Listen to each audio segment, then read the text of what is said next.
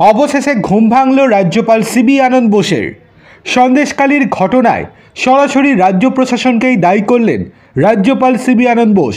সরকারের দায়িত্বের কথা স্মরণ করিয়ে দিয়ে রীতিমতো ফল ভুগতে হবে বলে হুঁশিয়ারি দিয়ে রাখলেন তিনি। গোটা ঘটনাটিকে উদ্বেগজনক বলে আখ্যা দিয়ে রাজ্যপাল বলেন, সরকারের উচিত গণতন্ত্রে এই ধরনের বর্বরতাকে রুখে দেওয়া, কিন্তু সরকার যদি তার প্রাথমিক দায়িত্ব পালন করতে না পারে তবে দেশের সংবিধান উপযুক্ত পদক্ষেপ করবে। সংবিধানের অবমাননা করা হলে রাজ্যপাল হিসেবে তিনি উপযুক্ত সময় উপযুক্ত পদক্ষেপ করবেন বলেও জানান বোস। ঘটনাচক্রে শুক্রবারই সন্দেশখালির ঘটনা প্রসঙ্গে কলকাতা হাইকোর্টের স্বনামধন্য বিচারপতি স্যার অভিজিৎ গঙ্গোপাধ্যায় মন্তব্য করেন যে রাজ্যপাল কেন ঘোষণা করছেন না রাজ্যের সাংবিধানিক পরিকাঠামো সম্পূর্ণ ভেঙে পড়েছে।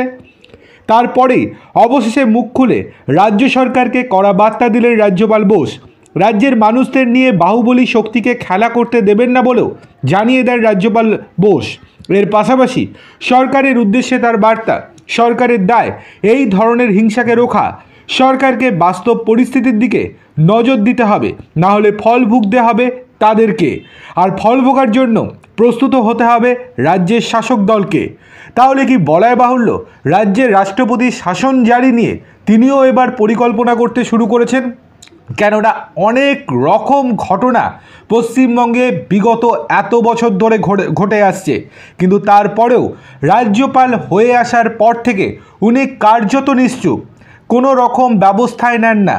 আজকের ঘটনার পরেও যদি তিনি কোনো রকম পদক্ষেপ না গ্রহণ করেন তাহলে সেক্ষেত্রে বলাই বাহুল্য রাজ্যপাল হিসেবে তিনি ব্যর্থ। দুঃখের সঙ্গে জানাতে হলেও এই কথাটা আমাদেরকে বলতেই হচ্ছে।